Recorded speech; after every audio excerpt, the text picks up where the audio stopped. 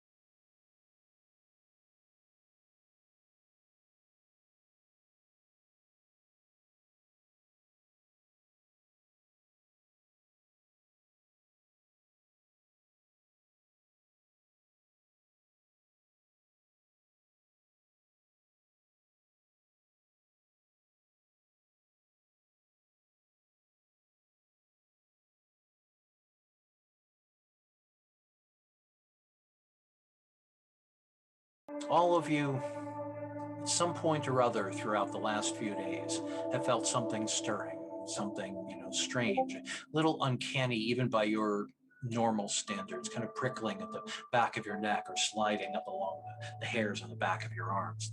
Sometimes it feels like you're being watched, even when there's nobody else around. Sometimes it feels like you're alone, even when you're surrounded by people. There's a current kind of winding its way through catastrophe. And sometimes that current feels welcoming, and sometimes it's downright disconcerting. And one night, whatever it was you were doing, everything just fades away. It kind of fades into black. Maybe you were talking to somebody and their voice kind of trailed off in that way that voices can trail off when you're in an altered state of mind. Maybe you were just taking a walk by yourself or holding hands with someone and you felt the touch of their hands on the ground beneath your feet fading away. Maybe you were sleeping, maybe you were dancing, maybe you were eating or doing something we won't talk about the details of. Whatever it was you were doing at the time, everything fades into black.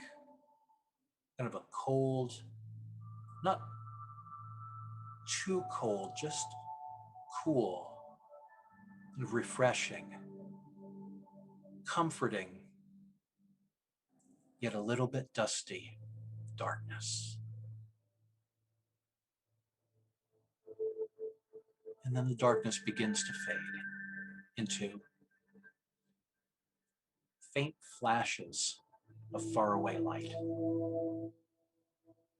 Whatever it was you were doing a moment or an hour or a day ago, you're now laying on your back in the dust. There's a cool breeze blowing across your skin. And the pulse, the thumping pulse in the ground itself that both follows and yet seems to inform the pulse of the music, which suddenly seemed very, very far away. And all around you, as you open your eyes gradually, you see fog. And that fog is, like I said a moment ago, lit by coruscating strobes of light, different colored lights. But again, that light seems very, very far away. And then you feel more than you hear a woman's voice. Are you all right? Wake up. We need to talk. Oh, not in a bad way, I promise. But, well, I've sensed something about you and I need your help. What do you do?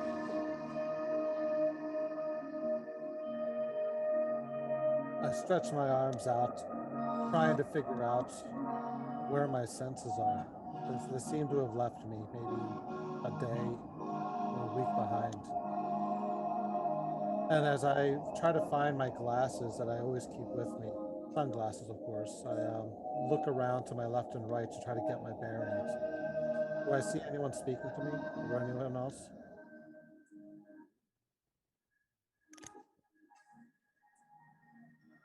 Let's see. Okay. How's that?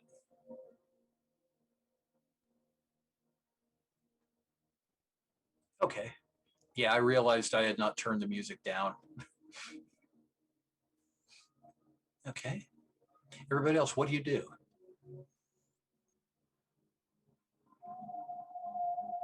I stand up and look around. See who's around me. Okay. Each of you sees 3 people that you've never met before.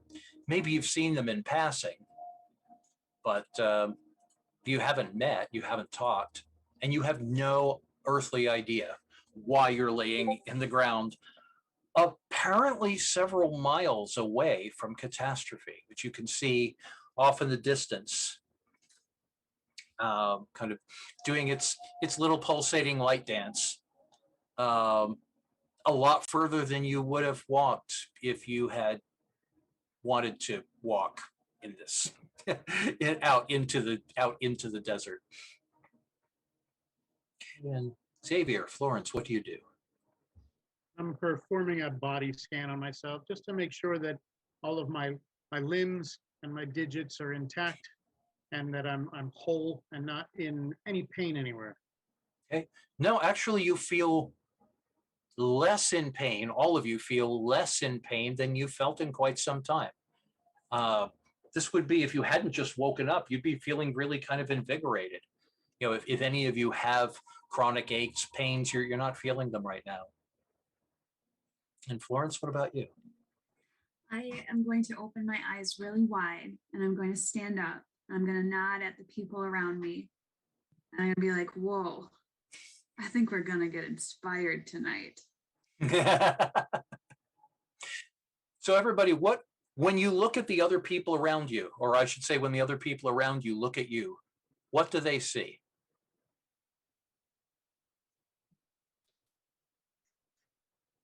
You know, what does Tristan look like? What does Simon look like? What does Xavier look like? What does Florence look like? Sure. So for myself, Tristan is tall. He's pushing around 6'5". He wears dark eyeshadow and has eyeliner. Always has some signature sunglasses on the top of his head. Black hair with purple tips and cyan eyes. He had wearing a black leather jacket, and he absolutely looks like he was someone you would have seen on the stage last night, a lead singer and guitarist. Cool. Cool, thank you. Xavier's a young man in his early 20s, sandy blonde hair, no facial hair, blue eyes. He wears the uniform of a paramedic. He's been serving as a paramedic for a while. Holds himself with a steady surety of someone who's evaluating every situation. Cool. You have been very alert and very busy this festival. Florence is a middle-aged woman with really tan skin. She must be outside a lot. Really beautiful crow's feet from probably a pretty nice smile. She is wearing festival clothing, but you notice it's very practical or purposeful. Like it's cargo, like it can hold things and not tear. She's wearing a hat, most likely to try to protect from sun. So still like a party goer, but she looks like she spends a lot of time outside, maybe backpacking or something. Cool. Thank you. And Simon? You're muted. All right. Simon looks like he's maybe in his 30s, but he's like a little rougher. He's got long hair. He kind of has like a Euro trash look to him. Like he's been traveling around Europe, backpack and that kind of look. Not very well kept. But as you talk to him, he just has like a normal American accent. He's not anything special, but he looks like he wants to be. Okay, cool. Thank you.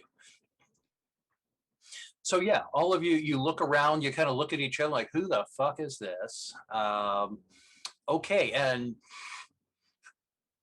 where am I and how did I get out here and what am I doing with y'all? And that's when you, again, feel more than hear that woman's voice. Oh, I'm sorry. How rude of me. And in a portion, in between where you're standing and where you see the festival in the distance, the air begins to shimmer. And a woman starts to manifest in the mist. And when I say manifest, I mean that she seems to fade in out of the mist, but that she seems to be changing, constantly changing shape, changing build, changing ethnicity, changing clothes. She looks to be maybe late teens, maybe early 40s, maybe 60s, maybe 30s. She's stocky. No, she's thin. No, she's very tall. No, she's very muscular. And the clothes that she's wearing, she's, wearing belly dance gear. No, she's wearing a silver jumpsuit. No, she's wearing road warrior leathers. No, she's wearing body paint and nothing else. And you, again, that feeling of something different, of a difference, of an energy coursing through and past and over you just intensifies. All of you know that you are in the presence of someone who is not human and maybe doesn't even entirely understand how to be, but is trying to put on a good show of it for your sake. What do you do? I'm going to go, well, this is just not making any sense at all, but I think I can help. I'm going to go ahead and take my guitar off my back, turn it to 11, and then with that ability, I'm going to go ahead and correct her vectors and give her a proper human shape that's going to make some sense to us all. Okay, so reality hacker, right? Mm-hmm. Okay, let's see. I know you probably have spirit. No, actually, you don't have spirit. Interesting. So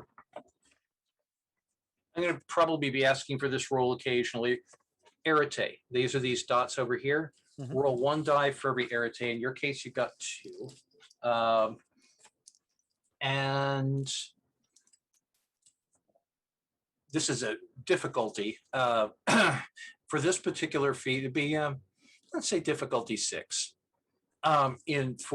Mechanically, for the storyteller system, difficulty is your target number. You want to roll that target number or above. So yeah, let's say difficulty 6 here. So anything for 6 or higher. I got 1 higher. Okay, so you got one success. Mm-hmm. Cool. What do you want her to look like? You know what? She sounds like the color purple. I'm going to go ahead and say that she is going to be someone who is a little bit more mellow. She will probably be shorter. She will have a motherly appearance, and perhaps someone that looks like someone who would bring their kid to a concert so that this way they can enjoy it both safely and, as they deem it, the right way. Mm-hmm. Okay. So you play, and what the rest of you hear is even though this person doesn't have an amp, suddenly there's a, what kind of music are you playing? So I'm going to be playing basically modern rock. So you're going to hear a couple power chords go through, and then I'm going to do a loud squeal as I finish it off. Okay.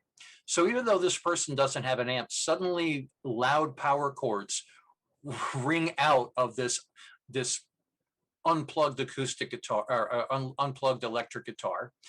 For a moment, they drown out the pounding of the distant festival, and the reverberations that you feel beneath your feet shift in accordance with the melody and the power of the power chords, and all of you feel this have a tingling, kind of almost an like an electrical sensation across your bodies, and things, the mist seems to flash and strobe in a different sort of pattern, and then the shifting woman becomes the comforting middle-aged woman that Sean just described.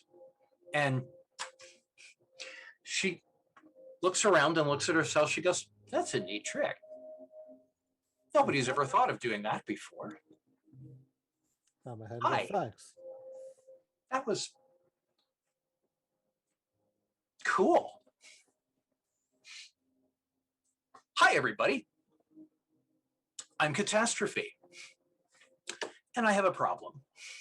It's just a little problem. Just a kind of a little. Well, you've probably noticed that I'm back there. You've probably noticed that there's a lot of really good stuff going on there. And it's a lot of energy, and it's usually channeled in really wonderful ways. And then there's just somebody messing with it, and I don't like that.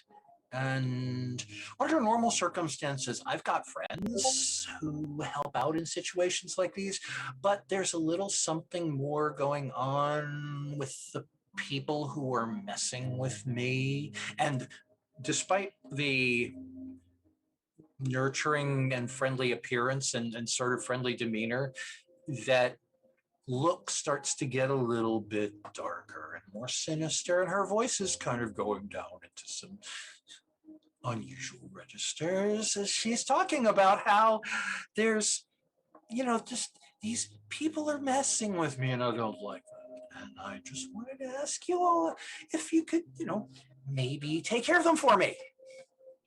Wouldn't that be cool? The spirit of the festival. Did you say that out loud, or are you asking me? No, I'm talking to her.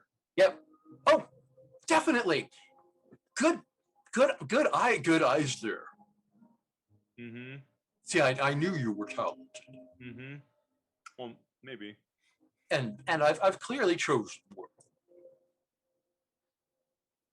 So I can offer you cool things. If you help me out. Like, here at the festival, like what would you like? EMT guy.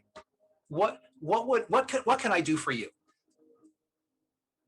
You don't have to do anything for me. I'll help out. I just, one of these days, I'm going to get a full night's sleep. Shit. That sounds like a really good idea. Getting a full night's sleep is sometimes difficult with Catastrophe, but I can arrange that. And well, you look, and she's, Florence, she's looking at you. You are really well prepared. That's impressive. I can tell that you've done this sort of thing before, right? I've done some research, and I have to say, this is my first experiential situation where I'm talking to someone the likes of you. but I'm so excited, and I would just love to write about this afterward if you're okay with that. Oh, cool. Yeah, that would be wonderful. Nobody will believe it anyway. Okay, probably not. No, but I take a picture real quick with my phone. Okay. If you check the picture, she's doesn't look like what she looks like physically. She kind of looks kind of like you, which is both neat and a little disconcerting. I say fascinating out loud and take out another phone and take a picture of the picture on my phone. Cool. That one looks like a belly dancer. And who doesn't look at all like you or either of the people that so and you you're Euro Club guy. Yeah, are you having a good time? yeah, whatever. It's fun. Lots of people. Cool. Yeah. Do anything. I wanna use my correspondence and spirit to talk to my mentor. Okay. My avatar. I got the trickster spirit avatar.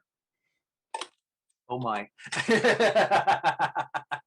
Mm-hmm. I just want to, and I'm just gonna like talk out loud, like in its direction, and be like, "What do you think we should do, man?"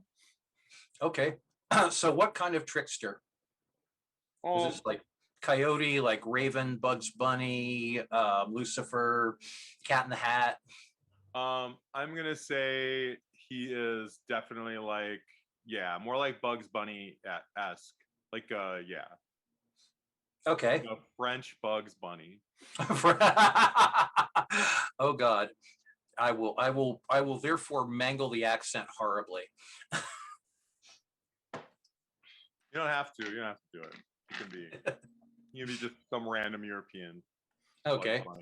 So off-brand Bugs Bunny. Cool. So what are you going to say? What are you going to ask him? I was going to ask him what he thinks we should do. Does this sound like a good thing to do? Does that sound fun? Does not everything sound fun? Good point. I'm in. God, that doesn't even sound French. That's good. That's perfect. Yeah, sure. Like you said, off-brand. Yeah.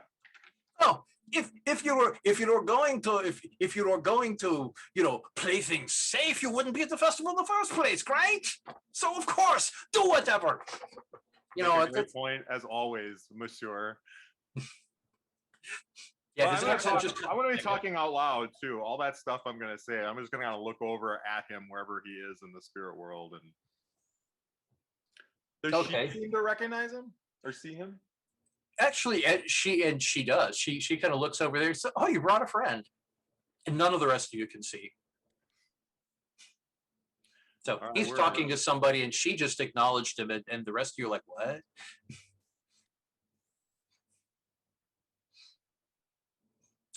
So I agree with, and she turns back to you and she says, "I absolutely agree with your friend. After all, if you're going to come to catastrophe, then you might as well be prepared for really catastrophic things to happen." That didn't come out right, did it? Sorry. So, came out accurately though. The what? It came out accurately though. Yeah, it kind of did. So, what do y'all do?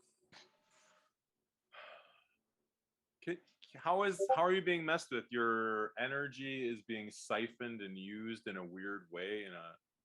I guess I'm curious how you know that and where I might start looking. Well, she says, "I know that because I can feel it, because it's just running through me and all of this stuff, and it's really kind of pissing me off. And it's right over." And she points over at the pulsating light in the distance, and there, and kind of where she's pointing at the food dog over here, and where she's pointing, as she's pointing, you see this kind of a green tendril reaching up in like a pillar, like out of some Marvel Universe movie, like a pillar up out of a particular tent, which you could just see as just a little brighter spot at the fringe of the festival. kind of rising up toward the sky and then reaching outward with these flags or fingers or tentacles or whips or cords, or the appearance of them shifts from moment to moment. You're not entirely sure what they are, except that it kind of looks like someone took a combination of a giant spider and a giant squid and put it upside down and started spinning it around. Comforting, huh? She goes, that. That's all sorts of weird. I'm going to go ahead and take out my very smartphone, and I'm going to see if there's any social media posts bragging about this. Okay. So you're going to search for, what are you going to search for? I'm searching for either A, people who are aware of it and posting about it to see if I can get landmarks, or B, the actual person bragging foolishly online themselves. Okay. So you're going to be doing a web search. What are the rest of you doing? Are we looking at a spirit? Is this a spirit we're looking at? The tendrils? Yep. This is not a real. Yeah, you're a shaman. Yeah, it's a spirit. It's definitely a spirit of some kind of embodied energy. All right.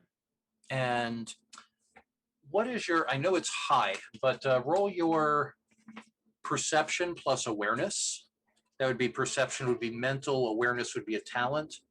Roll one die for your perception, roll one die for each of the dots in your perception plus awareness. Difficulty, hell, you know what you're looking for, so difficulty 5 here. Can I use my insightful specialty? Yep. Yeah, re-roll any 10s. All right, what's my target? Your target's 5. All right. 1, 2, 3, 4, 5. Yeah. Oh, yeah, that's a spirit. It's an odd combination. I mean, you can tell looking at it and kind of getting a feel for it. You can tell that there's something both soothing and parasitical about it. Okay. It's definitely, and you can tell this from your combination of spirit and prime. It is both calming energy down and drawing energy out. Okay.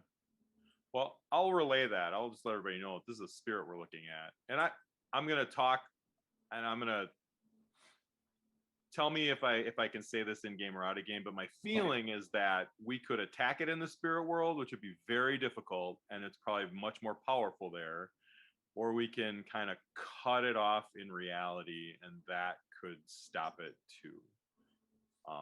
That's kind of what my feeling is. Is that accurate? Do I think that that's kind of the two ways we can go? That's definitely your, and you said you did say that out loud? Yeah. Okay. Might be easier, I think, to take out whatever's in reality, in the physical world, I'll say. Yeah. And Catastrophe says, you're absolutely right. And please, I really prefer to avoid violence. I mean, I know I'm called Catastrophe and all that, and that kind of has a sort of an implication to it, but I really prefer everybody to just be peaceful. I want everybody to have a good time. I want people to have fun. And I like the idea that people are relaxing. I mean, that's just sort of one of the things that people come here for, is to be both excited and relaxed at the same time. And so, in a way here, what they're doing is it fits, but it's taking away from me. And it wasn't to ask to. It's not asking me whether I want to be a channel for its needs. And it's not asking the people that it's taking from either. And I don't like that. But I'd really prefer to avoid violence. Partly because violence has repercussions, and violence tends to spread in situations like this. It's really, really unpleasant and uncomfortable. And partly because I'd really like to not lose my permit for next year. Fair enough. And Xavier, Florence, what do you do?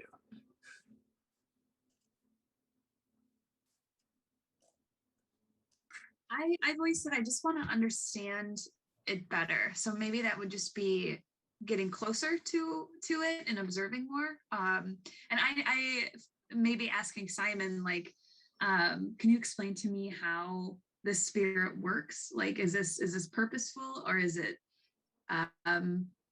malignant, or is it aware? I'm not sure how it works. I think it's hard to say right now, would be my opinion. Like, we So don't really know. And, yeah, I would like to investigate. And could this be a blending of two different things, or something like something's hijacking another thing? Like, spirits are really malleable, so they can get twisted. So this could be a good spirit that's been twisted by something in the real world, and then a spirit thing kind of developed. So it's hard to say from here. That is definitely the impression that you've gotten. The kind of letting your emotions and letting your senses flow in to understand this thing better. What you get from it is an impression. You get an impression of need and of want more than of malice and of hurt.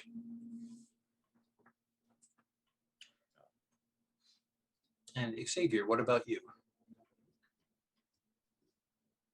Pinching the bridge of my nose, shaking my head. Of course. Of course. Spirits, always. I'm a magnet. Just drawn. All right. Let's do this. Let's go talk to it. See what we can do to get it to stop interfering. Okay. And I start walking in that direction. Okay. So catastrophe starts following you. What do the rest of you do? Oh, Xavier, can you help me carry the guitar, please? You want me to help you carry your guitar? Well, yes, I want to have a drink from a water bottle. My hands are a bit busy. As I catch up to him to walk along. I'm going to follow as well, and I'm going to like kind of pester Xavier and be like, what do you mean you're a magnet? Can you explain that more to me? Can I get your contact information? How often does this happen to you? And I'm just going to like keep talking at him and not really letting you probably respond, just because I'm just so interested. Cool. Too often. So do I sense that she's not in the spirit world? She's come out of the spirit world. She's physically here? She is a spirit, but she is manifested. Okay.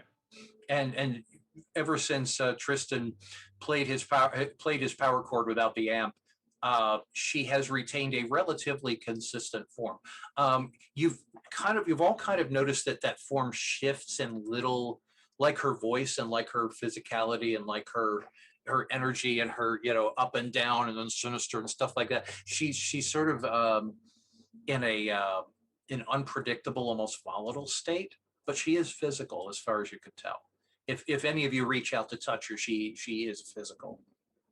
Right. And she's leaving footprints behind in the dust. I'm just gonna follow everybody, keep talking to my buddy in the spirit world, and just pick his brain for what he thinks might be going on, or what he thinks this thing is, and Okay. So yeah, he follows. If you're going to walk, he's going to walk with you, and he starts going and starts whistling the theme from Bridge Over the River quite poorly. And he starts doing a parody of a military march. And then he starts singing "Onward, Christian soldiers, marching after," and you hear his voice starts to fade. All of you, Xavier, if you're still talking, Florence, if you're still listening, Tristan, if you're still playing, or while you're drinking your water, you notice those sensations start to fuzz out. The sound of the music, the sound of the voices, the pulse of the music all start to kind of fuzz and blur together, and then just sort of go into gray and then into black. And again, there's stillness. And again, you find yourselves lying on the ground. This time, you find this time as you're laying on the ground, you're laying on carpets and pillows and harder packed ground with kind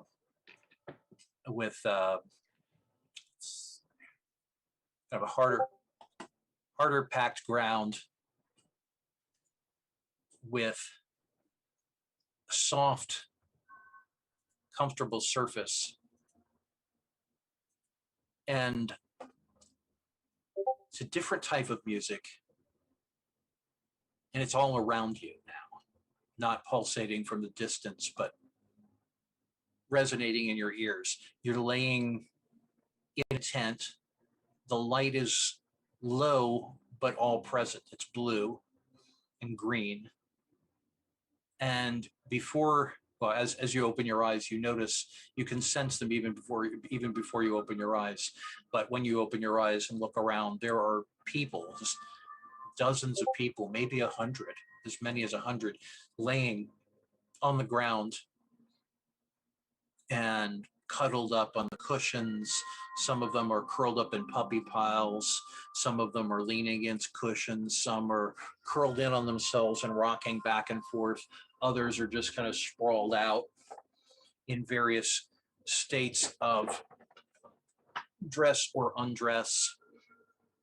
A few are making out, a lot of them are hugging, and just a sensation of profound calm and profound peace, with the pulse of the rest of the festival coming through that haze of dreamy peace, but muted in a way that seems very, very strange, considering that you are suddenly in the festival itself, not miles away from it. What do you do? Well, to find out what I'm going to be doing, I'm going to get up and go, I think I found the culprit. Then I'm going to pour out my water bottle. Okay. You pour out your water bottle on the carpet? Yep. And I'm going to go, well, I think there's something in the water. And there's definitely something in the air. No one should be this intimate altogether. You're not living your life unless you're living your life.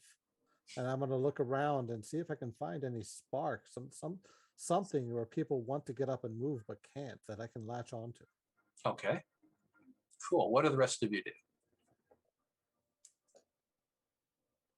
Simon, Florence, Xavier. I'm gonna look around for catastrophe, or see if I can make sense of if she is still with us at all. You don't see her. You kind of get you still feel that sense, but the physical manifestation of catastrophe is gone, as is the physical manifestation of your trickster. It's just the four. Well, it's the four of you and the dozens, perhaps 100 or more people in the big tent. And the big tent has wooden construction holding up several yards of white and blue and green fabric that have been kind of crafted together rather expertly into something like a cross between a cathedral and a grotto. The carpets underneath you have a more of a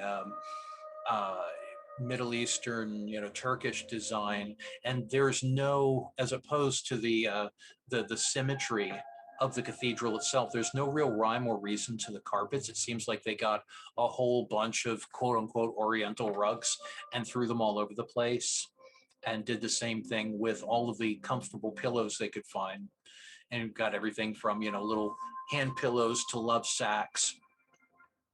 The things that you notice are really prominent things that you notice. You notice several large amplifier speakers hanging in each of the corners of the cathedral. You can sense more than see a place where the folds indicate there might be an entrance or an exit. Probably, it would make sense if there is. And you notice at the four cardinal directions, so if you're in a roughly hexagonal space, and not quite in the center. You're off to one side, but in each of the cardinal corners, each of the cardinal directions, there is a pillar of green. It's probably wood painted to be marble, but it might be marble. And it's roughly a little less than shoulder height on, say it's roughly about 4.5, 5 feet tall. Each of them is, and on top of each one of them is a Buddha statue. One of the Buddha statues is the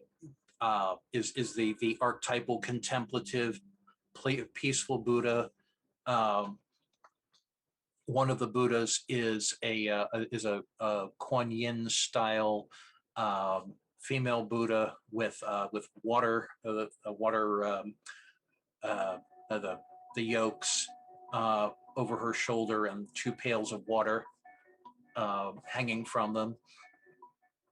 One of them looks to be a really aggressive male Buddha with 6 arms, kind of dancing a Kali-esque dance, but this is a very, very obviously male Buddha, and with a sort of a steel tiger head.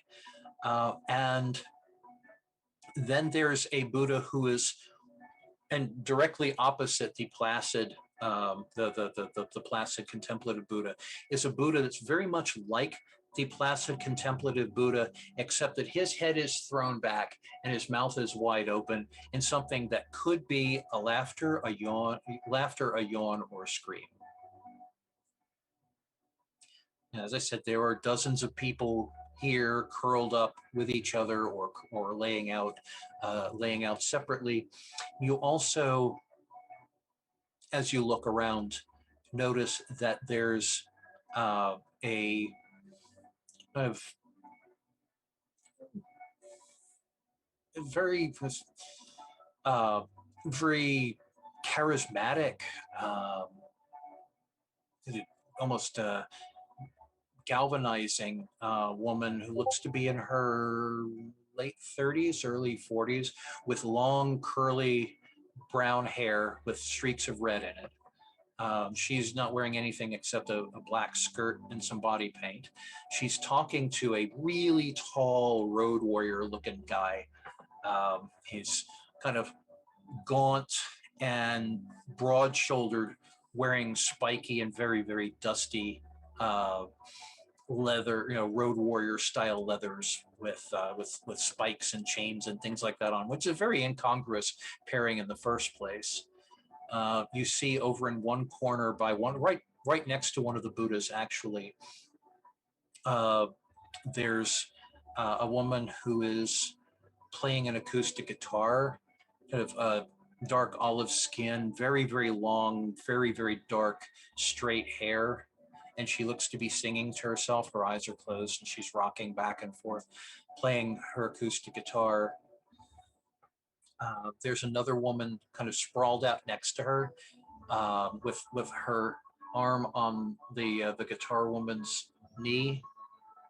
And it looks like she's sleeping, but she could just be listening very attentively and very affectionately.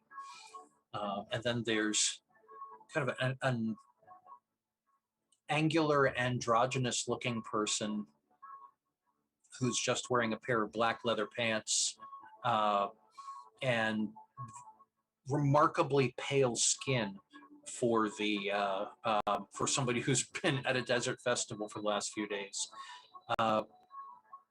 Judging by this person's chest, they're probably born male, but they're very feminine male if so, and the energy you get from them is very, very very non-polar, and they have a faint tracing of a black goatee and very, very short buzzed black hair, and their body movements, which they're kind of rocking or standing rather, they're kind of moving, dancing a little bit to the music outside, flow a lot more smoothly than most dudes would flow. This is what you see. What do you do?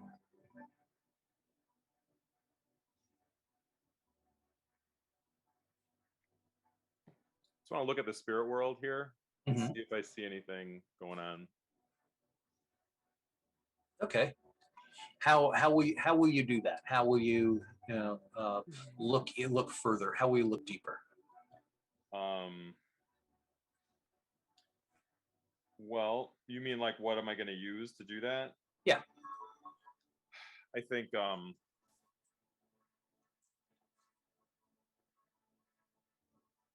well, I'm just looking at my instruments of what I use. So I guess for me, I will just start like dancing and swaying to the music and kind of do a little dance and try and look into the spirit world or open a. Cool, thank you.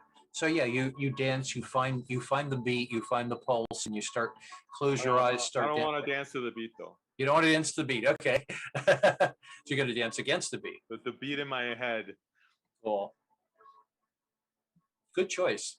Okay, so you're dancing. You notice that your Euro trash friend here is starting to kind of dance very strangely, and man, this dude has no rhythm at all. And you breathe deep and you open your eyes, and actually, I'm not even going to make you roll for this one. So what you see when you're looking beyond the physical is it's almost like a spinning, like a vortex, a very slow motion green vortex swirling around between those four pillars, and there are currents running between the running between the four pillars, and it seems to be drawing the energy of everyone in here, including you, together and channeling it up through the center of the ceiling. And the energy isn't just going up, it's flowing up and down pulsating in time with that insistent thump of the festival's heart. It's in harmony, but feels oddly dissonant, and it's definitely going against, because you're dancing against the beat. It's definitely going against you. You are kind of breaking time from the beat and from that pulse. And the people that I mentioned, the individual people that I mentioned, all of them are glowing. All of them have a very greenish blue aura. The woman in the black skirt has a very, very intense bright aura. All of their auras are crackling in unusual and somewhat disconcerting ways. And the androgynous person, their energy is crackling with lightning that's both alternating white and black. The tall road warrior person's aura is probably the most muted of the lot of them. His aura is very kind of muddy and sluggish. And the woman who's playing the guitar has a very, very deep, resonant green. And what do the rest of you do? I'd like to take a look at the life energy flow in the people in the area, taking out a pair of glasses, putting them on, and tapping into the life sphere. Okay. So roll your, let's see. Roll your arete. That's the 2 or 3 dots there. Again, difficulty 5. It's not hidden.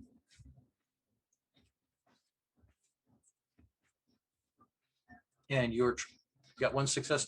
So you're looking more at life energy or at the biological life. more the flow of the life energy through the Okay. people. Okay. So what you see is, like I was describing, that greenish, that greenish energy.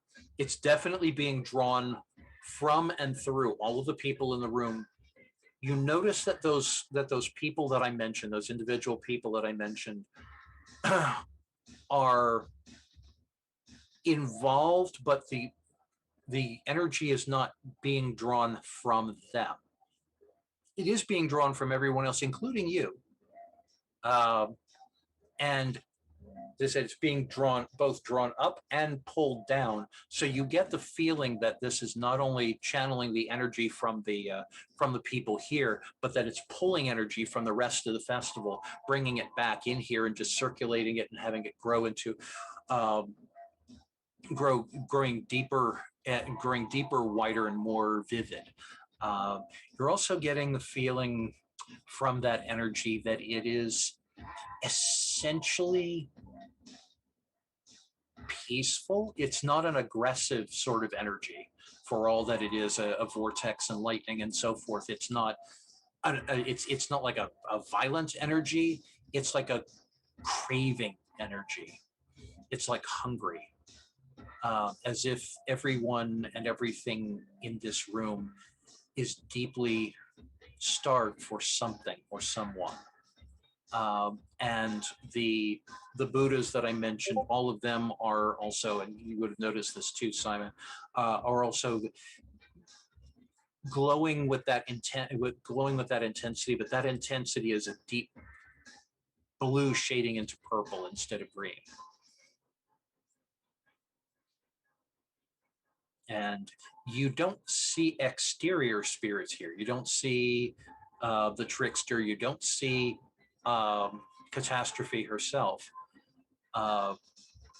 Whatever it is, whoever it is, whose temple, for lack of a better word, this is either has either driven out or is keeping out every other kind of spirit, or is feeding off of them, and you're not entirely sure which. Tristan, Florence, what do you do? You may have answered this already because you brought up the Buddhas. I was really interested in the Buddhas, and I'm ignorant to this system. So I know Simon mentioned spirit, Xavier mentioned life. Are we talking about the spheres, like doing roles on the different spheres? Yeah. So I'm thinking of using the matter sphere because it's inanimate objects, but I don't have any circles filled in for the matter. Am I still allowed to roll that? You wouldn't be able to affect them, but you could inspect them and look at them and see what you could find about them. Sure. I'll just do I'll just look at them, inspect them. Okay. Cool. So what you notice about them is they seem to be handmade. They're not, or at least you don't get the impression that they're store-bought. They seem to have been shaped from clay rather than chiseled from stone. They've been the more you look at them, the more obvious it is that they've been handcrafted by someone who was very, very, very good with clay, and then they were painted with glaze, not in a ceramic sort of way, but in the way that you would decorate sort of hard clay, hard like stone like clay. You get the impression they're probably really heavy, and they have been decorated. The more you look at it, the more you realize they've been decorated with a combination of live plants, dead plant matter, and those are either glass or actual jewels. You're not really sure. It's kind of hard to tell because again, they're glowing with a deep green, the deep blue green shading into purple. And sorry, go ahead. Can I poke the one I'm looking at closely and then look around to see if anyone noticing me poking it? Make a dexterity plus either subterfuge or stealth. All right. I have 0 for both stealth and subterfuge, so I have, Okay. two black circles. So Okay. roll 2 dice. Yeah, roll 2 dice. And I'm looking for what? As your, let's see, 6 or higher. So is that total or Just count. Excuse me. On each die, if you get a 1 to 5, nothing. If you get a 6 or higher, that's a success. okay? I rolled a 1 and a 4, so I assume it's a fail. Yeah, that's a fail. As you're reaching, the androgynous person goes, please, looks like straight at you, straight at your eye. And the thing is you didn't get the impression that person was watching you until you moved, at which point they go, and you can hear them very clearly across the distance and through the music. Please don't do that. And I'm just gonna smile and say, okay. Those are really delicate. And I made them myself, and I really don't. I mean, I appreciate you. And they start walking toward you, and that kind of feline energy that they have, it's suddenly directed. You know how you can like be in the room with a cat, and suddenly the cat is like, and you get the sense that even though the cat is small, that you're in the presence of a predator. You get the sense as this person starts walking toward you that you're in the presence of a predator. And they're not doing anything aggressive, or more aggressive anyway, than just walking toward you and holding eye contact with you. But they're moving like a panther toward you and going, I really appreciate that you like them. I crafted them myself. But I'm going to, oh, go ahead. okay. Oh, okay. Well, they were saying, I crafted them myself. They were a lot of work. So while I really appreciate people admiring them, I'd really appreciated people to actually touch them. Sure. What was your inspiration? Well, they said, looking at the placid Buddha, the calm Buddha, the dreaming Buddha, is very, it's very, and they get almost uncomfortably close to you. The placid Buddha, or the dreaming Buddha, is a classical, the classical image of Gautama's, where, as is usually shown in the westernized conventional Buddha, the westernized usual conception of the Buddha. I decided to use that one to anchor the energy in a safe and comforting sort of way across and they point over to the Kuan Yin. Across from that, over in the east, we have a sort of a Kuan Yin figure, though that's not exactly Kuan Yin. And they use a word that is clearly not either Chinese or Sanskrit or Tibetan. You're not quite sure what it was they just said. It sort of kind of slid along the edges of your consciousness when they said the name. And they say, and she's carrying not only the element of water, but she's carrying the energy and the burdens of the earth. She's carrying consciousness on her shoulders. And one of the aspect over there is the enlightened consciousness on the left hand, or on the left hand is the enlightened consciousness, and on the right hand is the unenlightened monkey mind. Over there, pointing at the bestial dancing Buddha.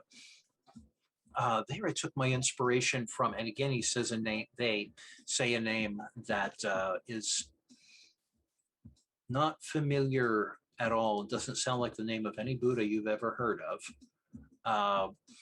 And they say, and there's I drew some inspiration from names off a list of Tibetan Buddhas, which you have heard of, saying, and I wanted to create that one to express the fact that not only is enlightenment sometimes fierce and ferocious, as Lao Tse said, neither heaven nor earth is humane, but also to express the fact that sometimes energy is hungry and dancing and dangerous. People had this idea about Buddha, that Buddha and Buddhism is all about peace, and it's not. It's about recognizing the way that the world is and then transcending it, while never forgetting exactly the danger that lies within lived and unreal existence. And that, pointing to the final Buddha, that's the screaming Buddha. Again, they say a name that kind of slides along the edge of your consciousness and feels very, very, you actually involuntarily shiver when they say that name. And that's the screaming Buddha, because the ultimate truth of enlightenment is, if you were that enlightened, you'd scream too.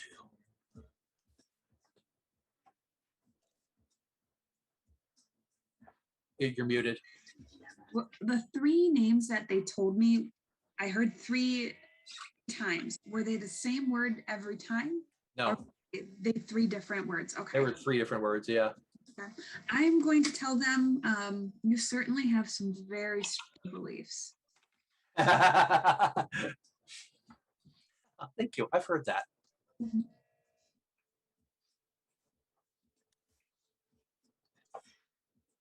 And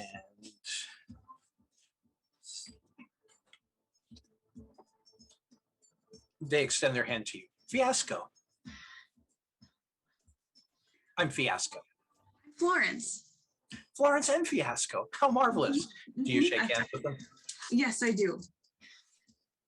That kind of electric feeling, that almost like with cats and like with panthers, you know how there's sort of an appeal to a certain kind of predatory energy where it's like, oh, that's interesting, and that's very, yeah, that's the kind of energy that Fiasco has. It's an almost compelling energy, sort of like a, you know, again, sort of like a cat or a panther or a cobra.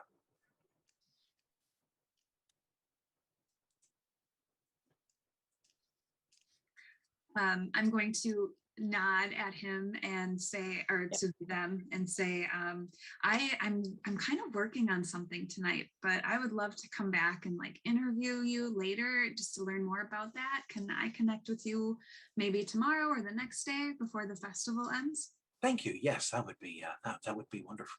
I'm usually here if I'm not out, you know, enjoying myself somewhere else. Okay, perfect. And then I'm going to walk closer to my closest compatriot. Okay. Which is who are you walking to? Whomever's closest. I do want. Okay. Oh, closest as in physically closest. Yeah. Mm-hmm. Okay. Cool. Meanwhile, what do the oh, sorry, go ahead. Now you're walking away. Okay. So what do the rest of you do? For me, did I get anything from my social media search or from my quick look around to determine if there was people that were, for lack of a better thing, my big focus here is energy. Energy is what's going to give people the power they need to change and change for good. So I'm looking for people that are struggling to find that energy but can't. Okay. So what you find a lot of, when if you look up catastrophe and energy, and even catastrophe festival energy, you find a lot of stuff, like a lot more stuff than you could actually read. The first few posts that come up though, or the first few links that come up though, either talk about how there's something really energizing about the festival, and how, you know, that they've just never felt so alive as when they were here at the festival. Or a few people going, God, this is really draining, man. I remember like last year, I seem to be enjoying myself a whole lot more. I don't know what it is, but this year there's just something that's really dragging me down. There are people who are talking about life challenges and how they are, you know, struggling with addiction issues, or that they are struggling with grief issues, and that catastrophe is helping them kind of put those issues into perspective. And you do get one post about, what the fuck is that giant green ghost thing spinning over Tranquility Camp? Does anybody else see that, or am I just crazy? And you don't see any comments saying, yeah, I see it too. Okay. Well, with that said, I'm actually I'm going to be people watching as I'm walking around, but I'd like to actually see if I can leverage my esoterica arcane musicology to identify if like something's going on here from a magical spell or perspective. Cool. Okay. So let's see. Roll your. That would be perception plus esoterica musicology, and as you're trying to read the music that's playing, correct? Correct. Okay. You understand esoterica musicology fairly well, and this isn't being hidden. So difficulty 5. And since I have a skill in it, that means 10s explode, right? Yep. Okay, then I have 7 successes. Wow. Okay then. So the mix, it's a techno mix, which is pretty common in catastrophe, but this is a mix of elements that you generally haven't heard together before. There are the usual snatches of church chorus, this, and the beats that are programmed to lower lower beta wave function. Those things are predictable, but there are little bits and pieces in there. The deeper you listen to them, you catch like a cat purring. You catch water running, which does not sound at all out of place given the watery feel of the energy here. And then there are little bits like a baby crying, or a person, sounds like it's a person sobbing into a pillow. There's something that almost sounds like a stomach growling buried way deep in the mix. And there are also whispers, but you can't make out what the whispers are. The sense that you get is that this mix has been very, very carefully, almost subliminally, well, not even almost, subliminally constructed to nurture both a feeling of repose and apprehension. And again, that feeling of need, like Catastrophe had mentioned a little while ago, of craving, that there's something in this mix that the deeper you listen to it, the more you listen to it, the more you feel hungry for something that's not fulfilled. Okay. I'm going to go ahead and back off here so my compatriots can do something. But what I'm going to do in the meanwhile is I'm going to start writing a remix to this remix. Good plan. Cool. Xavier, Simon?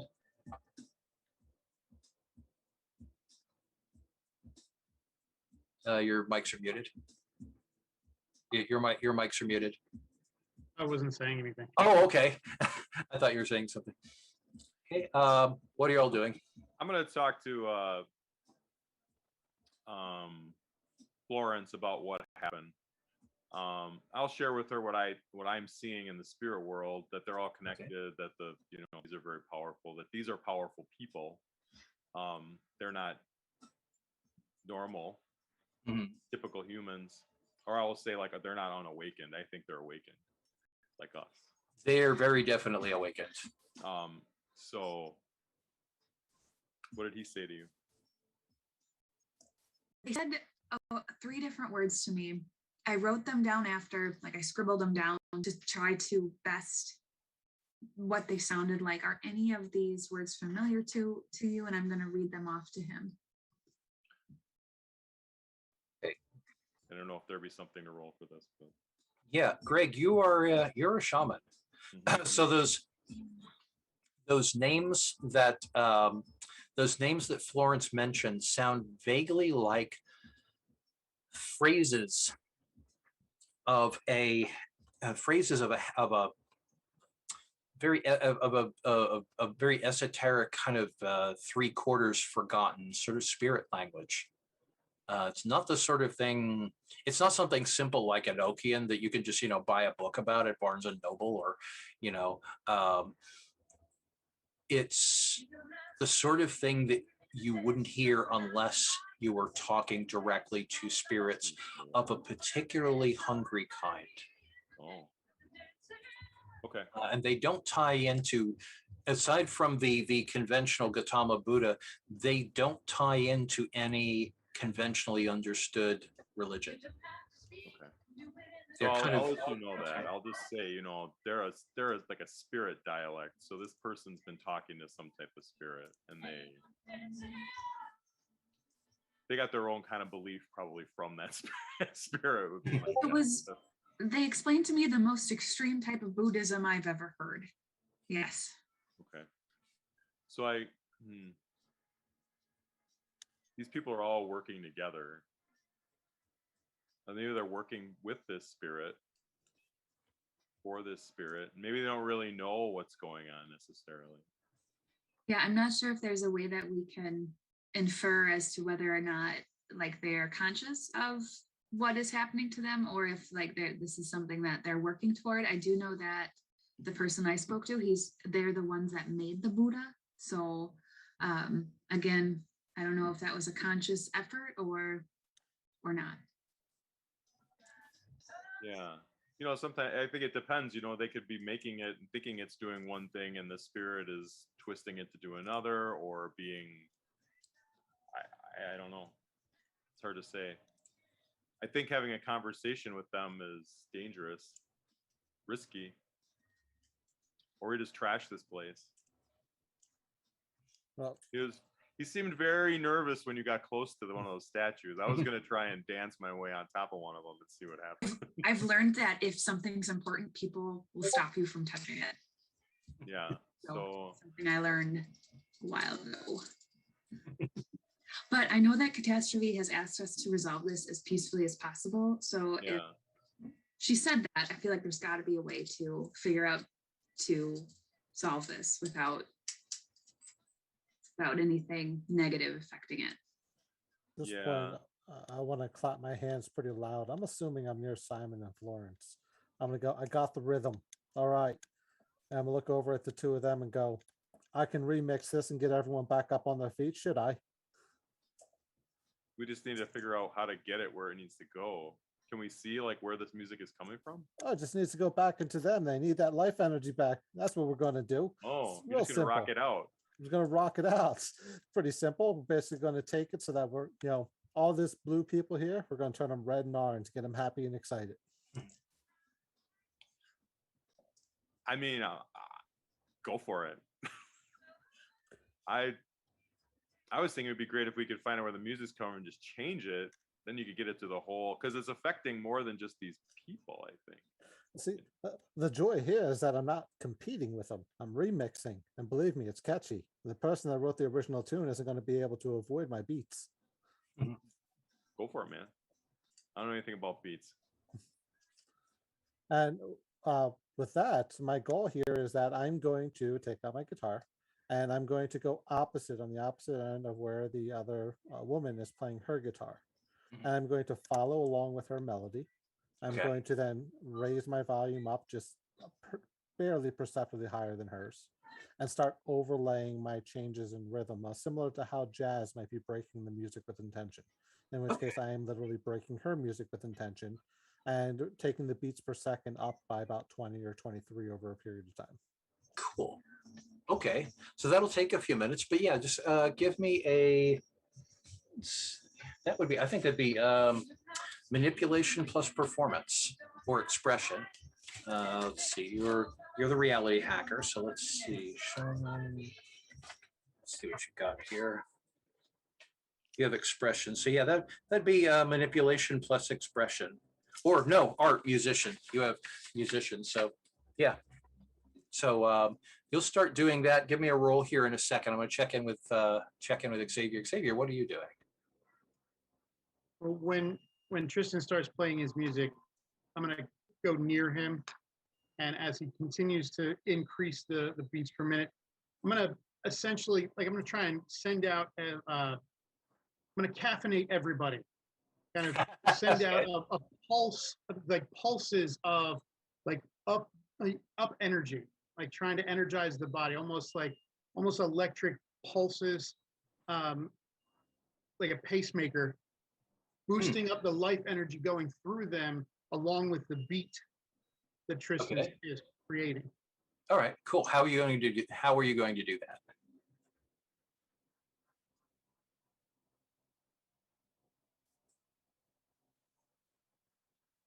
Yeah.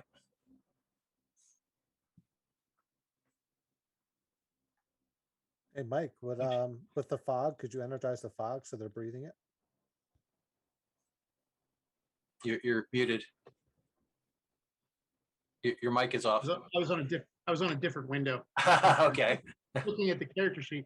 So actually going to use like a cigarette or something in the fog machine and try and kind of use that as a delivery system for the energy. Okay. So you're the ecstatic, right? The healer. You're here. You're the healer. Okay, that's right. You're the EMT. Yeah. Okay. So you're going to smoke in the. How are we going to do that? I'm unclear. Looking under on the character sheet under focuses and instruments, it's like brews and concoctions and things like that. Okay. Herbs and plants. So I wanted to kind of utilize some, like a cigarette has tobacco, so it's got a little bit of a stimulant. So kind of like multiplying the stimulant effect from the smoke, combining it with the smoke or the fog machine, kind of to transform that and send it out through the tent. Okay. Let me see. Do you have matter or forces? Checking healer right now. Healer. No. You have entropy. You have entropy, and you have light. You have life, mind. What you could do, see, because entropy will allow you to see flows of probability and potential patterns of chaos. Life would enable you to start stimulating people. Mind. Prime, what you could do is you could go over and look over. They don't actually have a smoke machine, but they do have a kind of a mister that's keeping the air here from being too dry. You could go over there and kind of reach into one of your into your medical pack and kind of sprinkle some stuff into that.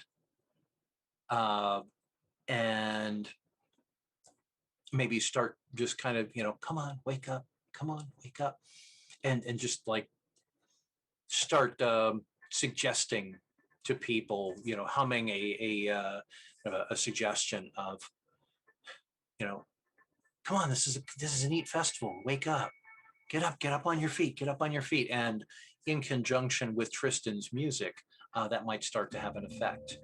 And Florence, what are you doing while they're doing this?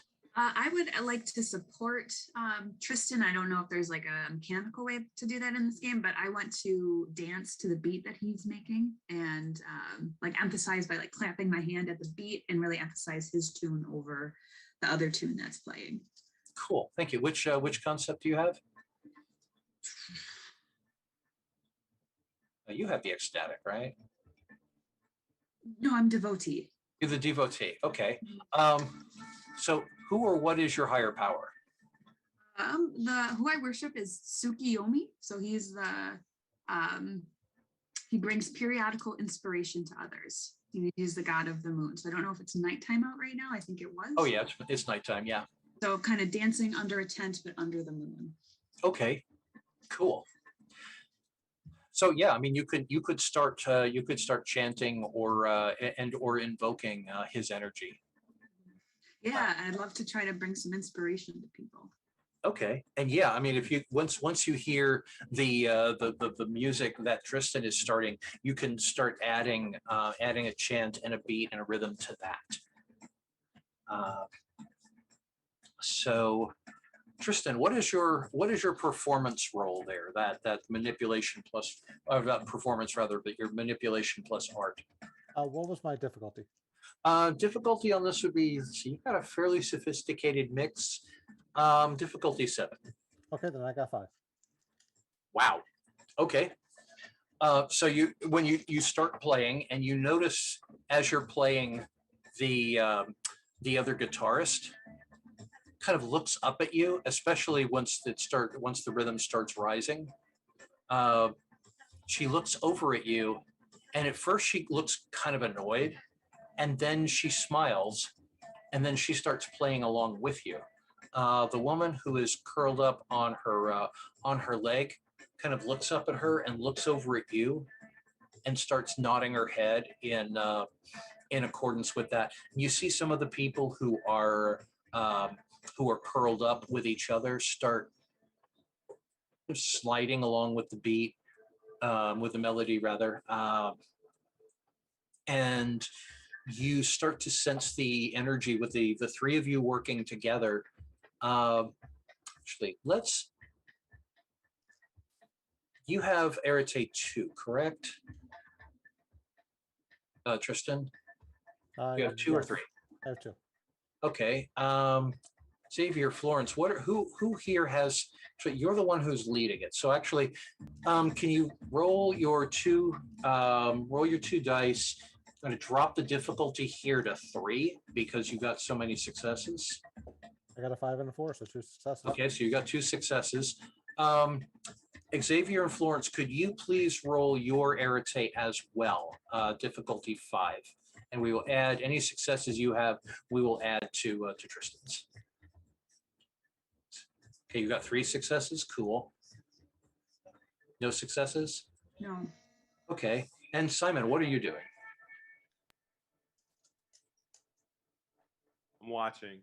I want to see how people react. I'm really looking to like monkey wrench the other team if they try and do something. Okay. So, well, I'm going to.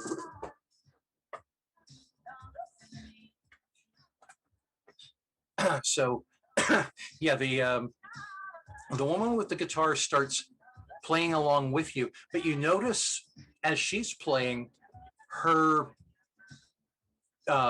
guitar line starts cutting a slightly different counter melody to yours, to the melody that's playing. And so you've currently got 3 intertwining melodies. And this is because of your 3 successes, this is starting to kind of wake people up out of the perceived trance. And the big guy in the Road Warrior leather starts heading over your direction. And Simon, this is what you were watching for. The big guy in the Road Warrior leathers is walking toward Tristan, and the woman in the black skirt is right behind him. What do you do?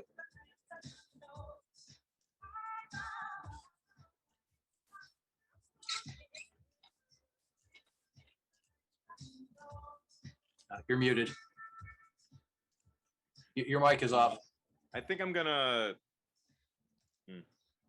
gonna try and get in their way, like pretend like I want to dance with them both. Okay. And, like, just like get in their way and do a ridiculous dance where I like try and I don't want to touch them though. I just want to like get in their way and like. Okay. I'm a cool dance guy. You're gonna do the trickster thing. You're gonna do the Bugs Bunny fuck you up thing. Okay, so you go and they're walking toward you, and you start doing the thing, and the big guy starts to kind of like walk around you, and the woman in the skirt is like, "Hi, I really appreciate the wonderful energy that you're bringing to this place, but this is a place of peace and quiet. And while I absolutely invite you to express yourself in all of the most enjoyable and chaotic ways, I do invite you to please express those ways elsewhere. This is the town. This is the camp. This is Tranquility Camp, and we really want to keep the energy here much lower and more mellow." And when she says that, she's directing that at you. On that note, all of you make willpower rolls, difficulty 7. Willpower is this trait down here. roll 1 die for every dot in willpower, and you want to get a 7 or better. We doing anything with ones? Ones take away 1 success. Okay. Does if you roll a 10, do you get to roll another die? What? Sorry. If you roll a 10, do you get to roll another die or no? We'll say yes. Okay, you got 2. You got 2. You got 4. You got 2. Okay. That seems like a really super reasonable suggestion, but fuck you, no. All of you get the impression that she just tried to use some not exactly coercive, but she tried to get you to leave in a more than just a verbal way, and your response to that was no. So the big guy is now walking toward you, and he says, "I need to invite you to leave. You got to take that somewhere else." He's not being nice. I'd like to approach the big guy. Okay.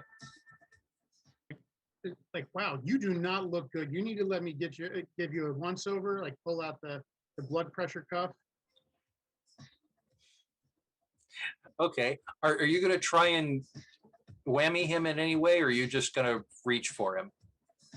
Well, I'm going to try and I'm using my EMT voice, right? So I'm going to try and That's cool. calm him down and like act like I'm calming him down and get him to like let me. I'm not going to put my hands on him unless I get a verbal okay. But I'm basically like you have a lot of symptoms going on. There's a lot of stuff going on with your eyes. You're not looking good. You need to let me check you out right now. Like this could be an emergency situation. Okay. Say manipulation plus subterfuge on this one. Difficulty 8 because he's kind of motivated at this point. You got 2. Okay. So he stops. He stops. He actually listens to you, and he's like, "Yeah, I actually haven't been feeling that great. Oh fuck it." He sticks out his arm. He says, "Might as well." And the woman with the skirt is just kind of looking at all of you, including him, and going, and just kind of looking at you all very like, what the hell just happened here? Sorry, good.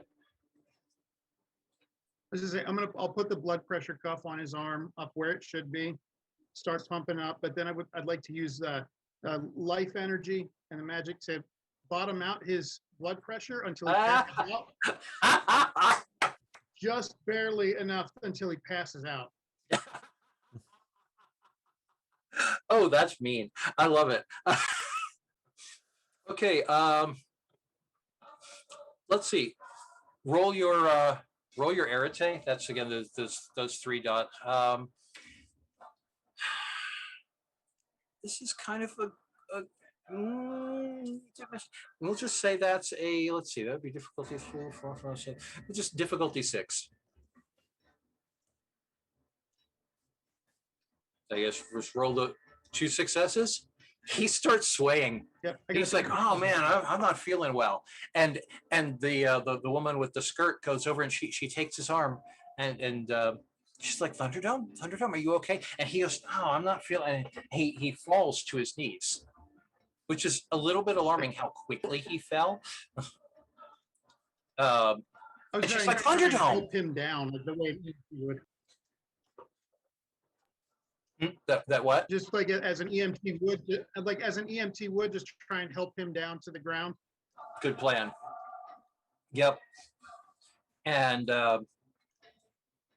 all of you notice that the energy has shifted when Thunderdome does the and starts dropping to his knees, and Xavier catches him. You notice the energy shift rather dramatically. And Tristan, you catch that Panther vibe, and you look over, and that that androgynous kind of predatory person is looking at you going,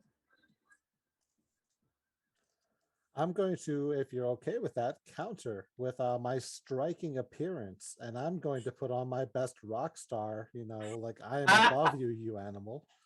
mm-hmm. Okay, so is this, you're gonna try and win them over?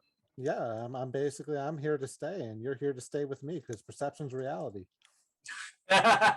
Okay, are you gonna put anything behind that, or are you just using mundane? Mundane for now, yes. Okay, so yeah, so manipulation or appearance, whichever is higher. I like appearance, and so I can leverage my striking ability. All right, yeah, you do. Yeah, you have striking appearance. So striking.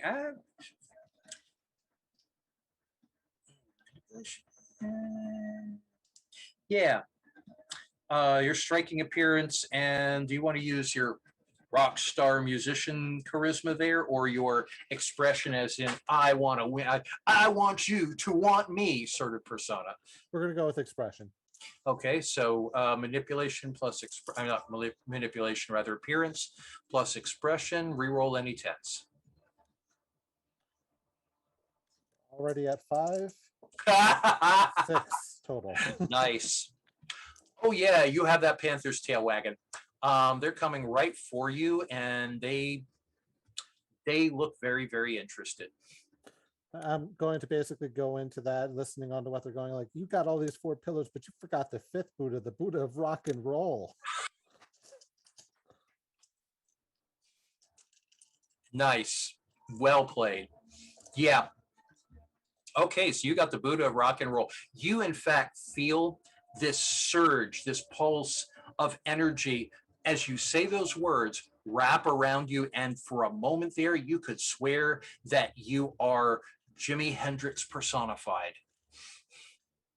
And it passes really quickly, but just for a moment there, you are like, that's it. You're like, you're Jimmy with the electric, with the burning strat at the burning strat at Monterey.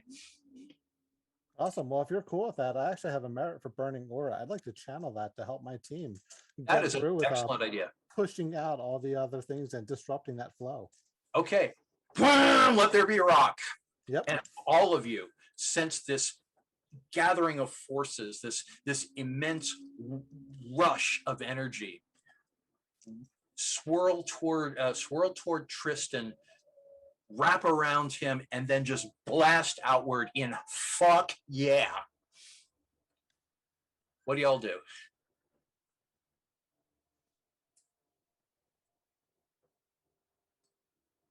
I guess you go with it. Okay. So yeah. The energy, that vortex of swirling energy, suddenly erupts. Actually, yeah, that swirling vortex of energy channels into you. You feel this wave of vitality burst from the 4 pillars into you, pass through your fingers into the strings, and you start playing louder than not only louder than you have ever played before, but louder than should seem possible. The chords blast out from your unamplified guitar through the speakers in the Temple of Tranquility, and the pillars, the 4 pillars holding those Buddhas, start to vibrate in time. And if anybody's looking at that dancing Buddha, it's dancing for real. What do y'all do? Can I add a little bit of entropy energy into the sound for the pillars to break one of them? Technically, you don't have that high an entropy, but you know what? Go for it. I'm going to say difficulty 8, just because you're riding on what he's doing. You roll your irritate. You got 1 success? Just 1. Okay, that'll add to it. Simon, Florence, what are you doing?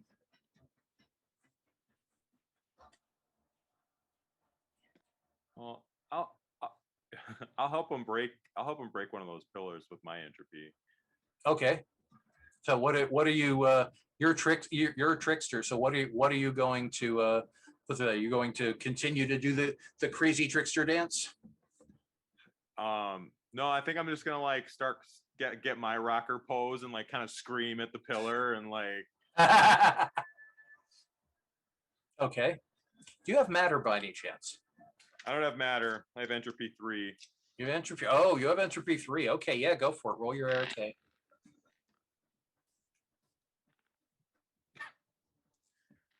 2 1s and a 7. I think that's a.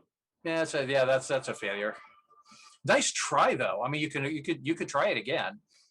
The which one were you screaming at? Can I use my lucky and reroll? Oh, sure. Yeah, go for it. Got 1 success. Okay, which pillar were you screaming at?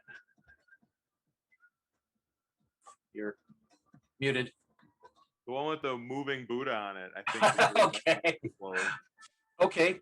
So you shout at the Buddha, and the Buddha shouts back, and the pillar that the Buddha is on cracks and shatters, and the Buddha statue falls to the ground and begins dancing on the carpet. At which point, everybody who is watching this is like, and the guy, the predatory panther energy person looks at that for a moment. It's like,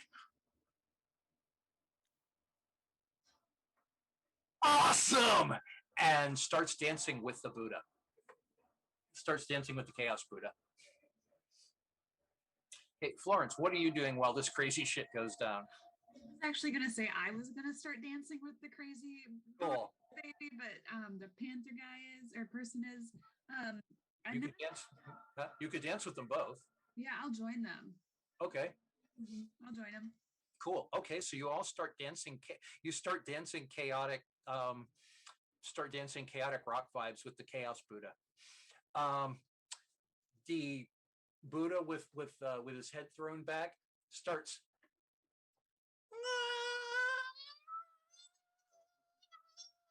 and this resonating shriek rises higher and higher and higher to the edge of the audibility spectrum. The other pillars shatter, and the whirling vortex of energy explodes outwards, sucks inwards, and goes straight into you. Everybody who can see, basically all of you can see this. What all of you see is this green energy whip inward, and just blast Tristan with this amazing wave of power that amplifies the guitar even more. Everybody who was still on the ground is now up and dancing and moving and throwing devil horns, and some of them start making out, and a bunch of them just basically start crawling toward you or rushing toward you like the maddened groupies that they suddenly are.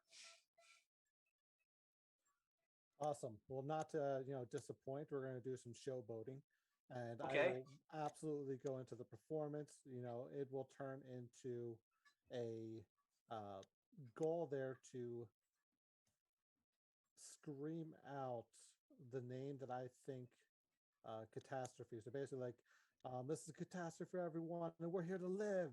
And then see if catastrophe can show up finally. Okay, that is a very good idea.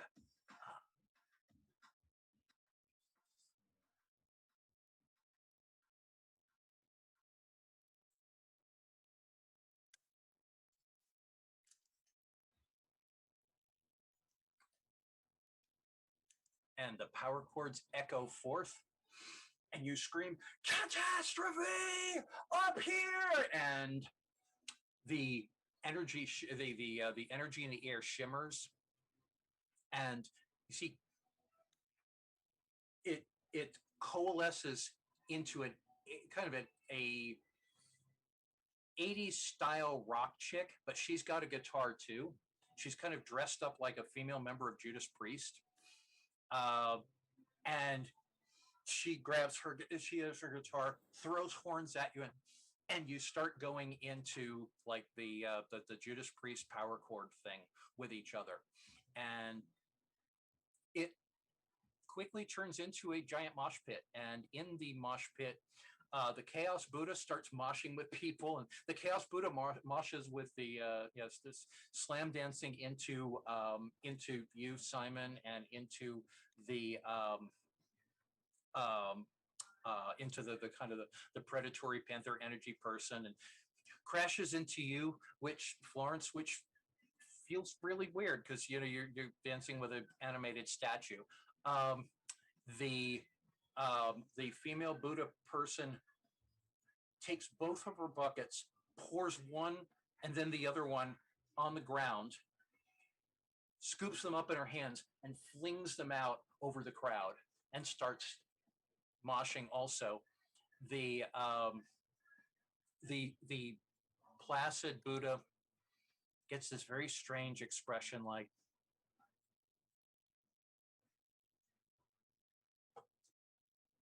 and rises up out of the ruins of the pillar that he was sitting on, gets a big smile, and starts dancing around too. The energy that had been funneling in and out of the temple is now focused straight into you. You are feeling more alive, more energized, more you than you have ever felt before. This energy passes out into each of you. And speaking of passed out, the big road warrior dude is completely out of it, which is kind of sad in a way, because this looks like the sort of thing he probably would have enjoyed. The woman with the black skirt smiles, kind of does a okay, whatever, and she starts swirling around. Start swirling around in a mad dervish dance, and a great time is had by all. So the festivities continue until dawn, drawing people from throughout the festival. The curtains are pulled down, and hundreds of people swarm in, and it's as if there was a great visitation from the spirit of rock. As morning dawns and the sun begins to rise over the Black Mountains, towering over Catastrophe, you feel the energies finally start to wind down, and you and Catastrophe kind of share the nod of like, yeah, okay, that was a great show, time to stop. And you wind it up into a great, glorious climax. Thank you, good night. And everyone cheers. The energy dissipates, and the story comes to a great and wonderful conclusion.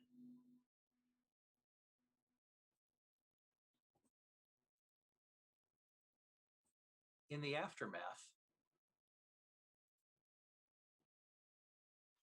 as the people start to drift away, hugs have been exchanged, email addresses, some people are kind of passed out in the corner.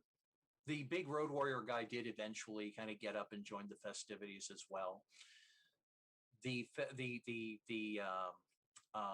Temple of Tranquility has been essentially reduced to a bunch of dust-covered carpets and the wooden bones of the framework that it once held. And the woman in the skirts kind of just looks around. All of you at this point are covered in sweat and dust. And she's like, what a mess. Oh, well, it was fun. She goes over to you. Thank you for providing a very unexpected but entertaining night. Might I give you a hug? Are you open to a hug? And I will happily open my arms and go, you bet. Okay, and she gives you a great big hug. And although you can tell there is that really intense primal energy about her, there's nothing more to it than just a wow, that was fun, nice hug. And the other woman with the guitar over the course of this thing had joined you, and you couldn't hear her guitar at all, but she looked like she was having a great time. And the woman who was crashed out on her leg, the two of them are making out in a corner. And well, what used to be a corner of what used to be the temple. And Catastrophe sets aside her guitar, which promptly disappears. And she goes, "That was awesome."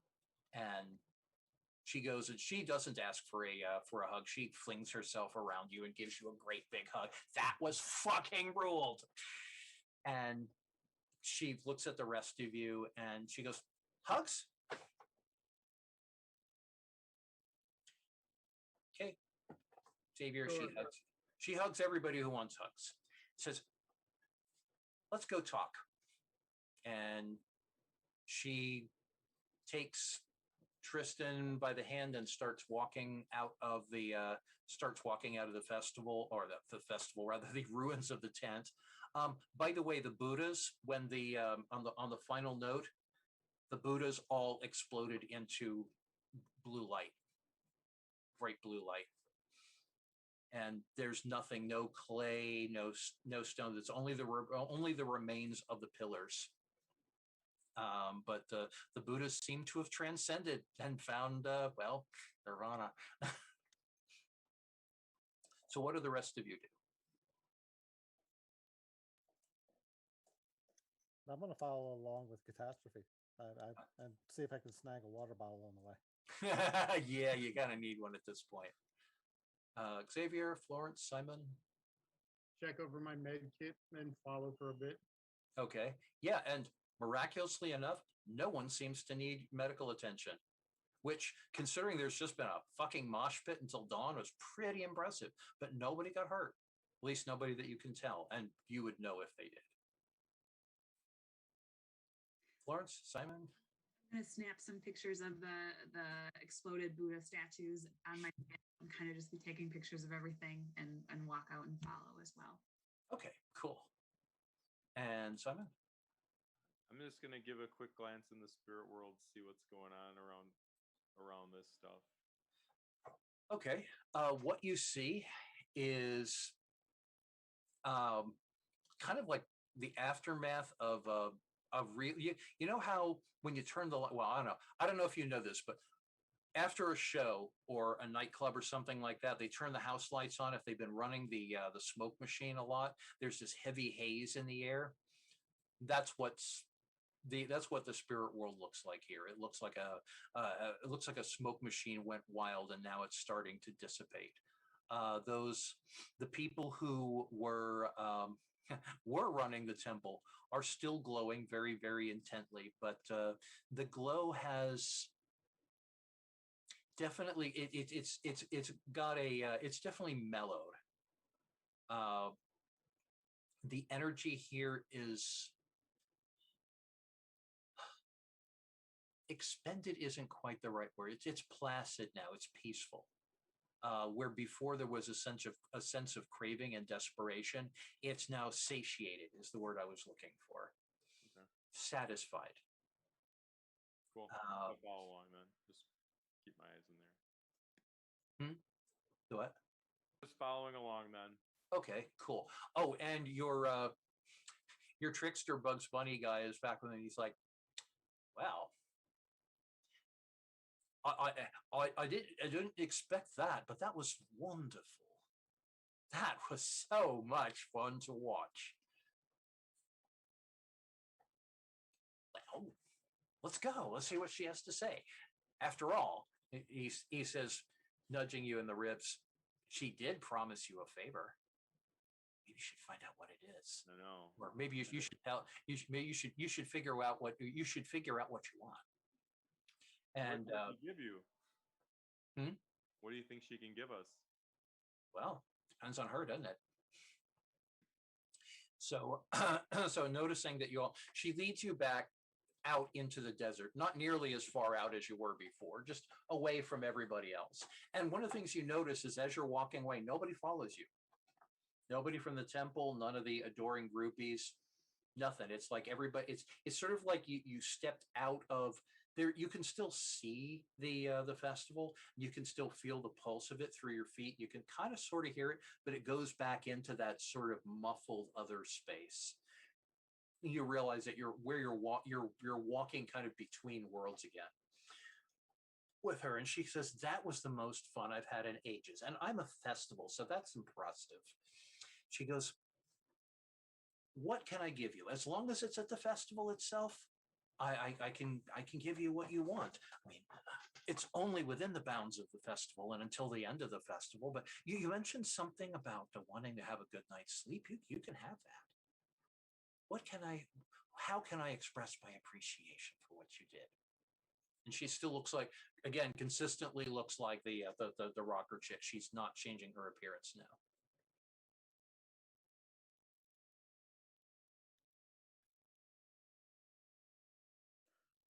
You know what? I want a statue. I want a statue that when everyone looks at it, they're uplifted. They feel like this is it. This is what I came to see. And now I know for sure I'm going to have a good time. That's a wonderful idea. I'll have that arranged. And she looks back over at the festival and she goes, I think right over there. And she's pointing over at a section where it looked like somebody had a camp and they got tired of the festival and they took the camp down. So there's just sort of an empty space. As you're watching this figure of you in ultimate rock god pose, you and Catastrophe, the two of you mirroring each other in rock god poses, starts fading in out of the mist and becomes more and more solid. And yes, indeed, it does rock. What about you, my friend? She says, gesturing to Xavier. You know, that good night's sleep would be wonderful, but there'd be a lot of people who might need my services in that time. So watch over them. Make sure nobody gets hurt while I take a nap. That's all I want. Make sure everybody's okay. That can definitely be arranged. And thank you. Thank you for thinking of other people. I really appreciate that. So many people, when they come to me, they're thinking of themselves. You're always thinking of other people. And I really, really appreciate that. Sleep well, whenever it is you choose to sleep. And you, she says, gesturing to Florence. I'm gonna pull a rock out from my pocket. I have a lot of rocks in my pocket, and I'm gonna say, could you, as much as you can, imbibe a little bit of your essence or energy onto one of these stones so I can always remember what happened tonight? It's a wonderful idea. And yes, of course I can. She takes the rock, holds it between her hands, bows down and presses it against her heart chakra, breathes a few times, and then hands it back to you. And it's practically vibrating with a celebratory energy. She goes, might I give you a hug? And she gives you another warm hug. And then she turns to Simon. So what did your friend tell you to ask for? Nothing. He didn't give me any good suggestions. He just said whatever you could give me. So I think you should give everybody like a good laugh at this concert festival every once in a while. So maybe like we should start a new tradition of releasing like a bunch of jackalopes into the area every once in a while, just to run through, or like maybe some goats, like little fainting goats. I love fainting goats. Like to run through the festival grounds. I could do that. They wouldn't be real animals, but well, the jackalopes aren't real anyway, are they? They're not. I mean, maybe. Maybe. Wait, hold on. Jackalopes aren't real? Well, they might be real if you want them to be real. After all, as you've probably realized, she says, and she stands up on one leg, holds out her arms, and just for a moment, she kind of looks like one of the, not like the Chaos Buddha, but like one of those Hindu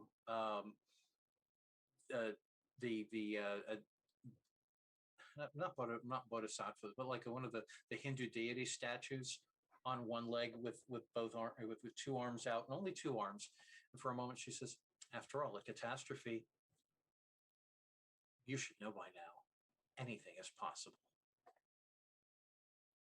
And we will call it there. Thank you, everybody. It's fun. You have any other questions, comments, suggestions, anything else that you'd want to know about either the game, what we did, how I did it, any techniques, anything like that? It was a good time. Thank you for putting in all the energy and effort into the voices and everything. Cool. Thank you. Yeah. Thanks for doing that. Thanks. That's one of the fun things about doing this sort of thing. I was an actor for 10 years, and I gave up on I gave up on one form of acting to channel it into another. So it's fun. That's one of the things I enjoy about it. First, thank you. And then second, I really enjoyed how you continued to call people to what they were doing, especially like using an online tool like this. It can be hard to know when to like kind of jump in. So it was a good reminder to keep participating and staying involved. So I really appreciated that. Cool. Thank you. And thank you for being involved. So thanks for bringing your imagination and energy to this. Mike, anything? It's one of the more enjoyable games of Mage I've ever played. Thank you. That's interestingly phrased. Yeah, it's Mage can be a challenge to run or to play. I mean, it can be like this, or it can be a complete total clusterfuck. Most of the storytellers I've played with have made it into calculus, the game. Like it's just been bad. Oh wow, that's unfortunate. Yeah, it's, again, as you probably realized, I am all for using the rules as little as possible. I believe that the rules are there to facilitate the fun and facilitate the story, not to weigh it down. And so I think especially with Mage, possibility. One of the things this might be helpful. One of the things that I bring to running a game is the improvisational theater axiom of yes and. Rather than saying no, you can't do that, figuring out a way, saying a way of, okay, that's a good idea. Maybe like in that one particular case, you might not necessarily have the spheres to do this, but maybe I can fudge it if we want to do this way, want to do it this way instead, or maybe not that possibility, but this possibility might work. Always facilitating a dialogue and activity to keep things moving. A lot of times with games, people who either haven't thought of that, or who get stuck way down with the rules, can go, well, no, you're not allowed to do that. And I feel like if you're running a game, the ideal is to not always give everybody what they want, because at that point, it's just chaos, and it's there's no consistency to it, but to figure out how to tell the best story with what you've got, and always to keep things moving. That's part of like you were mentioning, Jordan, the checking in with people, watching everybody, and constantly inviting people to contribute is I think really important when you're running a game, keeping people engaged. So on that note, anything else? Anyone else? You need anything? Want anything? Anything else you want to know before we sign off for the evening? Is there any reason you're running Ascension over Awakening? Oh, well, I had nothing to do with Awakening. Oh no, I've never even read it, actually. Oh really? Okay. Yeah, I kind of glanced over it ages ago, but no, that was long after. I left the White Wolf staff in 1998. Awakening was Bill Bridges. That came out 2003, I think, 2002, 2003. Funny you should funny you should mention that. So Bill and I went to college together. We've known each other now for almost 40 years. We met in 1983, and actually Bill and his brother John got me to stop playing D&D in favor of Champions / Hero System.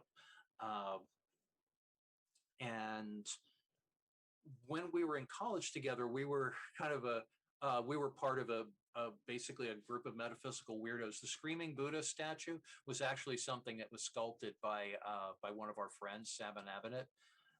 And the remark about if you were that enlightened, you'd scream too was how Sam explained the Screaming Buddha idea. And the lot of us would sit around, sometimes doing various substances. Bill, as far as I'm aware, never indulged. I did. But doing various substances and listening to weird ass music, Frank Zappa and Killing Joke and shit like that. And we would like talk about metaphysical concepts and how they would relate to gaming, or how they could relate to gaming.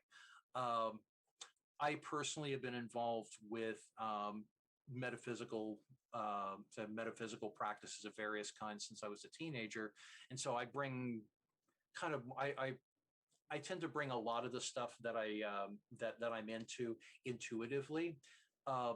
Bill has a degree, or he was working for, I think he got the degree, but anyway, in philosophy. And so Bill tends to bring a very analytical mind to it. And he got very, very into the occult history element of Mage, which he also co-designed, co-created Mage The Ascension. But he brought an occult history element to it. And where I was going more for spirit, he was going more for mind, I guess you could look at it that way. So when he was working on Mage the Awakening, he did a fictionalized version of actual occult doctrine in there, where I was combining a bunch of other things and channeling it into empowerment without as much of an emphasis on ritual. So they're two related but very different games from a shared background. But that's why I wasn't running it. Is I haven't. I have a bunch of the books back there, but I haven't actually read it, much less run it, and I didn't co-create it. I was also asked by the organizers of Geek Therapeutics to run one of the games that I'd created. Mage was the one they wanted me to run. So yeah, thank you. Anything else? You didn't have anything to do with Ars Magica, did you? No. I had a friend who swore that whoever made Mage definitely made this old game Ars Magica, and it was so close. But it's funny. There is some shared DNA. Ars Magica was created by Jonathan Tweet and Mark Reinhagen before White Wolf existed. And actually, White Wolf was built on the company that had done Ars Magica first edition. The original idea was that that company, Lion Rampant, and White Wolf would become like a new version of White Wolf. And a bunch of the people who were involved with the original Ars Magica came over briefly and then left, but they were involved in the creation of Vampire the Masquerade. Nicole Lindrus, Jonathan Tweet wasn't. He and Mark were not working together at that point. In any case, because Mark was one of the co-creators of Ars Magica, he brought Ars Magica to White Wolf, and White Wolf did Ars Magica second edition. When they created Mage in 1993, they incorporated elements of Ars Magica into the backstory. Actually, there wasn't much backstory, but into the Order of Hermes concept and into the Spheres concept, which was created by Andrew Greenberg and Travis Williams. So there was some shared DNA, but Jonathan Tweet in 1994 was working with Wizards of the Coast, and Wizards of the Coast when they got successful with Magic the Gathering, bought the rights to Ars Magica from us. So we negotiated out this whole like 3-page thing of who could use what terminology. But I personally, while I admired the amount of historical research that went into Ars Magica bored the fuck out of me personally. So I drew on the elements that were shared, but I walked them back as much as possible, even before we sold the rights. Then we sold the rights. It was just, using the elements that we had, the elements that had to be incorporated into the Order of Hermes. I never played it. Yeah, the thing is, it's an amazing, imaginative landmark of a game that was, I feel, me personally feel, was written like a bunch of very dry history textbooks. I tried reading a few of the books, and while there was a lot of interesting material in there, they put me to sleep. I felt like, and actually when I took over as well, when I became Mage developer, line developer, the original Mage rulebook had been written, but then as Ken Cliff put it, it's all yours. We don't have the slightest idea what to do with it. I felt like Mage had to be exciting because of the level of esoterica involved in Mage and some of the concepts involved. It could like you said, Mike, it could very easily become really boring and really stilted and fly above everybody's heads. I wanted it to be something that had emotional appeal to it, and so. For me, keeping the audience engaged, whether it's on the page or or on the screen or around the table, is the most important thing. So yeah. Anything else? Any other questions? Thank you very much. Sure. Yeah, thank you. Thank you all. This is great. If you want, you can contact me or follow me via social media. I'll post the things up on the Discord. If you want to keep in touch or keep track. I've got a bunch of stuff I'm working on, most of which, although I'm still working on Mage as a freelancer, but most of the stuff that I'm doing these days is kind of going beyond that. But thank you all very much. This was awesome. Really appreciate it, and have a good evening. I'm going to go get some dinner.